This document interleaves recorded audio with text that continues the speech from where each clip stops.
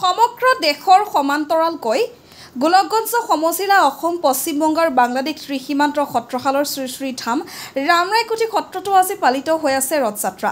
অসমৰ আন সত্ৰসমূহত ৰথযাত্ৰা অনুষ্ঠিত নহয় যদিও ৰামৰায়কুটি সত্ৰত ৩০০ বছৰ ধৰি পালিত হৈ আহিছে ৰথযাত্ৰা।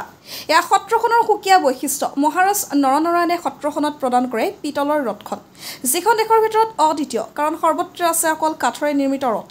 ৩ বছৰৰ পৰা সংৰক্ষণৰ স্বাৰ্থত পিতলৰ ৰথৰ অনুৰূপ কাঠৰ ৰথ নিৰ্মাণ কৰি নিয়মৰ কাম চলা হয়। পৰম্পৰাগতভাৱে আজি পুৱাৰ গীত আইসকলৰ নাম বাপুসকলৰ নাম প্ৰসংগ, দুপৰীয়া ৰথত ৰছী লগাই সহস্ৰাধিক ৰাইজে টানি টানি নামঘৰৰ চাৰিওফালে 7 বাৰ প্ৰদক্ষিণ কৰে। তাৰ পিছতে 7 দিনৰ বাবে নাতিদূৰত অৱস্থিত খুনুচাবাৰী সত্ৰলৈ নিয়া হয়। অসম পশ্চিমবংগ লক্ষাধিক ৰাইজৰ সমাগম হয়। গোলকগঞ্জৰ পৰা Tapan Bora report, north east frontier news.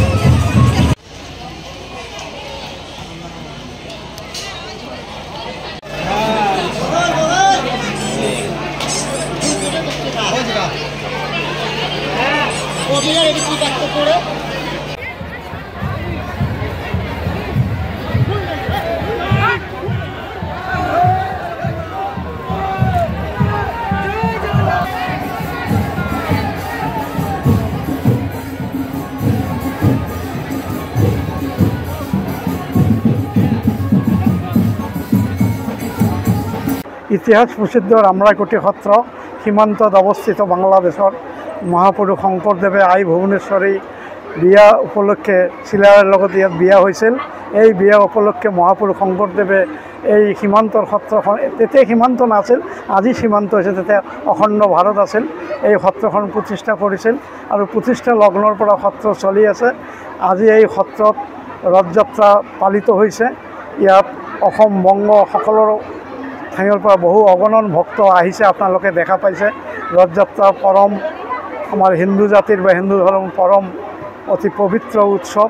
এই উপলক্ষে হাজাৰ হাজাৰ ভক্ত ইয়াত সমবেত হৈছে।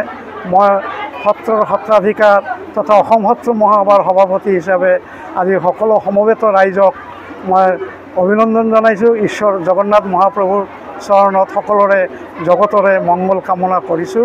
আৰু আজি এই ৰথযাত্ৰা আমাৰ প্ৰায় ৩০০ বছৰ ধৰি এই সত্ৰত পালিত হৈ আছে।